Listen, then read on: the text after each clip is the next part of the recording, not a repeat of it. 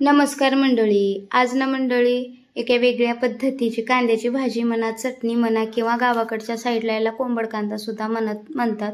तर संध्याकाळच्या वेळेस भाजीला काहीच नव्हतं, भरपूर असे कांदे कापून मग मी मस्त अशी झणझणीत, चमचमीत आणि चटपटीत अशी आणि झटपट होणारी भाजी किंवा चटणी तयार केलेली आहे या ठिकाणी। तर बघू शकताय मस्त झाली होती, खूप छान टेस्ट आली होती या भाजीला किंवा चटणीला।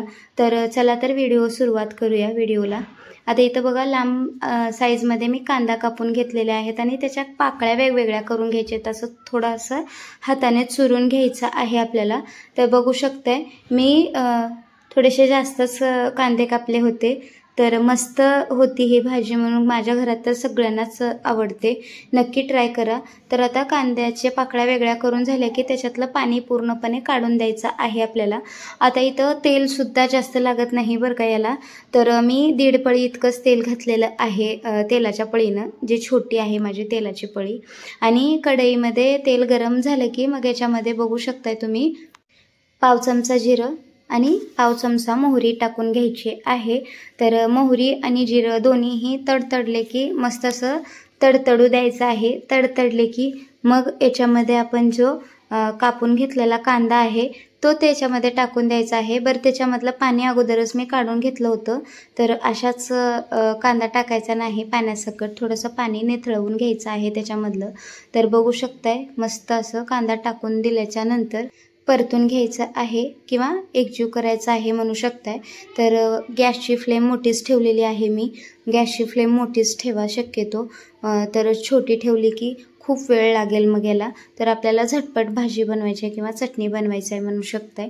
तर आता याला बघू शकताय परतून घेतल्याच्या नंतर अगोदरच मी मीठ टाकून घेत आहे, म्हणजे नंतर मीठ टाकलं की पाणी सुटतं, अगोदर मीठ टाकलं की पाणी ॲब्झॉर्ब होण्यास मदत होतं शेवटपर्यंत।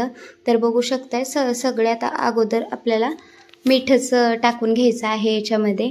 तर बघू शकताय मस्त असं एकजीव करायचं आहे आणि जे काही मिठाला आणि कांद्याला आता हे पाणी सुटणार आहे ते आत्ताच याच्यामध्ये मऊ पडून जाईल कांदा पण, आणि भाजी शेवटपर्यंत होईपर्यंत हे पाणी ॲब्झॉर्ब होण्यास मदत होते।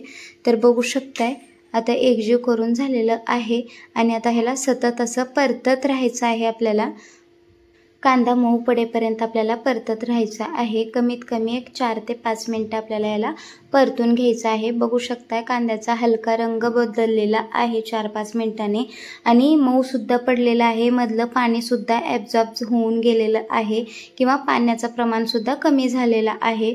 आता इथं मी लसूण वाटून घेतलं होतं, तर ते लसूण फ्लेवरसाठी किंवा चव छान येते म्हणून मी लसूण वापरलेलं आहे या ठिकाणी। तर मोठं मोठं असं ठेचून याच्यामध्ये टाकायचं आहे, परत एकजीव करायचं आहे याला। तर बघू शकताय आता घरातले जे बेसिक मसाले आहेत आपले तेच मी याच्यामध्ये टाकलेले आहेत। तर आता शक्यतो एक वाफ काढून घेतलेली आहे। तर वाफ काढून झाली की जे काही एखादा अर्धा कांद्याची जे पाकळी आहे ते सुद्धा मऊ पडेल म्हणून मी इथं वाफ काढून घेतलेली आहे।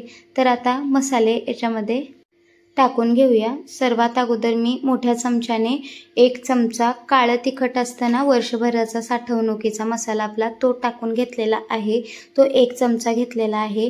आणि हळद घेतलेली आहे पाव चमचा, लाल तिखट घेतलेला आहे पाव चमचा, आणि हेच आपले बेसिक मसाले आहेत म्हणू शकताय। तर परतून घ्यायचं आहे, जास्त दुसरं मी याच्यामध्ये काहीच वापरलेलं नाही। तर या ठिकाणी तुम्हाला आवडत असेल तर शेंगदाण्याचं कूटसुद्धा टाकू शकताय, पण मी सांगते अशीच ही भाजी खायला किंवा चटणी खायला खूप छान लागते, अप्रतिम लागते। आता आपण मसाले मिक्स केलेले आहेत, एकजीव झालेले आहेत मसाले, तर वरनं थोडीशी कोथिंबीर पेरायची किंवा कोथिंबीर टाकून घ्यायची आणि एकजीव करून घ्यायचं आहे।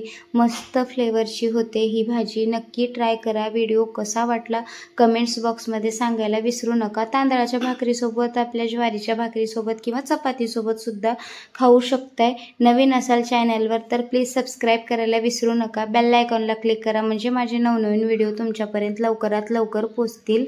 माझा व्हिडिओ तुम्हाला थोडासा जरी आवडला असेल तर प्लीज लाईक करायला विसरू नका आणि कमेंट करून सांगा की ही कांद्याची चटणी किंवा भाजी कशी वाटली तुम्हाला। आवडल्यास लाईक करा। परत भेटू परत अशा एका नवीन चमचमीत झमझमीत रेसिपीसोबत. तोपर्यंत धन्यवाद.